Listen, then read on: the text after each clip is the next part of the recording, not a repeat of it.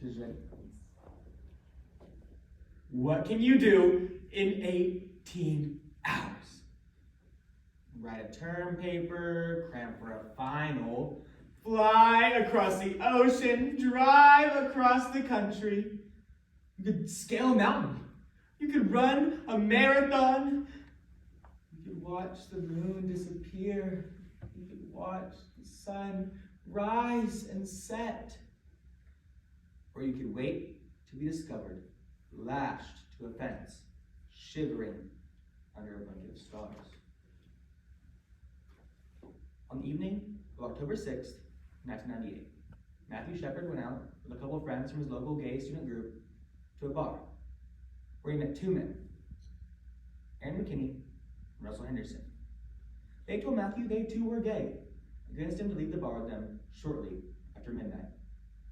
They drove him to a remote location outside of Wyoming, beat him, and lashed him to a fence where he stayed for almost 18 hours until being discovered by a passing cyclist. He was immediately rushed to the hospital, where he succumbed to his injuries 6 days later. This is what happens in a world full of hatred and violence, a world that is still broken. A collection of poems in the memory of Matthew Shepard by Leslie Newman, Beatrix Gates, and Rebecca Hart. There were about 6 billion people in the world that night. There were around 281 million people in the United States that night. There were perhaps 483,000 people in Wyoming that night. There were maybe 26,000 people in Laramie that night. There was roughly 20 people in the Fireside Lounge that night. But there were precisely 3 people in the Ford pickup truck that night. 2 triumphant, 1 terrified. Take 2 local boys, hearts removed, place them in a bar. Add a pitcher of beer, slowly bring to a boil. Toss in a local gay college student, add more alcohol, stir all together. Add equal parts ignorance, fear, hatred, and rage. And it won't take long. Who did he think he was? When I walked up behind him, he turned his head. I knew I needed to take him out for a ride that night. They were aware he was alone. He wasn't aware they were together. They were aware he was frail.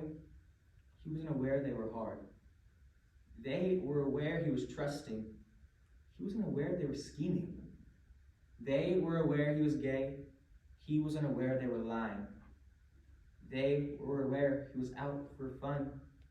He wasn't aware they were out for blood. Guess what? I'm not gay. And you just got jacked. I held him all night long.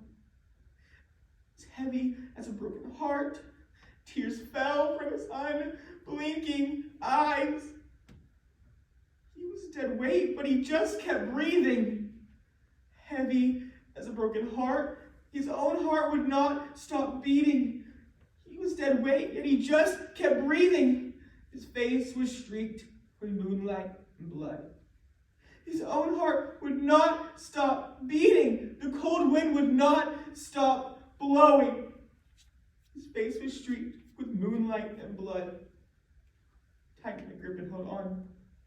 The cold wind would not stop blowing. We were out in the prairie alone. I tightened my grip and held on. We were out in the prairie alone. The truck light was the last thing he saw. I held him like a mother. I cradled him all night long.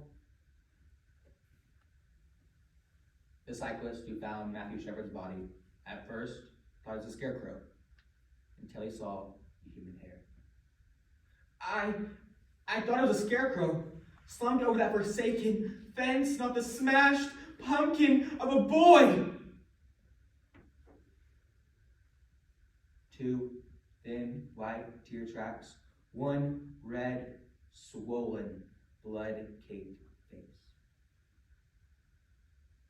5'2", 105 pounds, 21 years old.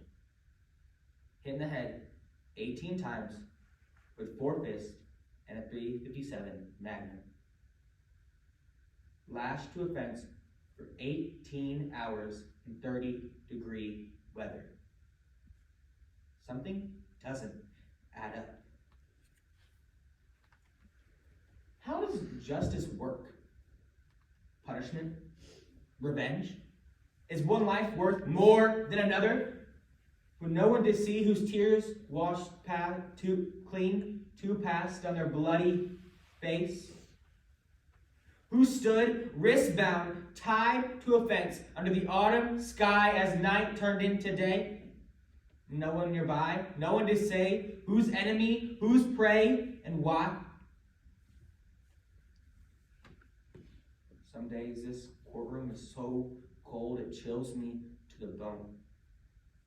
Look at those boys shivering in their suits. They left him out in the cold to die! I'd like to knock both their heads together. They bashed in his skull with the butt of a gun. The one on the left shaking in his boots. They even stole his shoes. The one on the right looks like he's about to cry. They beat him harder when he wept for his life. Look at those boys staring down at their hands. They bound his hands to a buck rail fence. Listen to those boys pleading for mercy. They left him lying in a pool of blood. This is just to say, I'm sorry to deny your request to use the gay panic defense. Forgive me for pointing out the obvious, that someone that night was gay and panicked, but that somebody is not you. What I know about America is hatred crawls through society like the cracks in the sand in Dre's fault. Edifices are built to withstand these inevitable quakes, but they just grow stronger, and everything we dream, harmony, or just a reasonable tolerance is destroyed in these wakes of men drinking and killing, their bloodlusted laughter howling through the night. A black man in Texas, a white gay man in Wyoming, a doctor by his window about to eat dinner with his family, a nurse on her way to the clinic.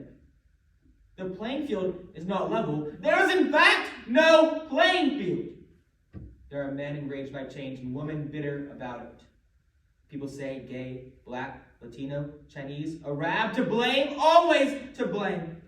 The ugly men in their same wool suits and striped ties gibber political correctness, freedom, fairness, every time they say these are acts of individuals, not of society.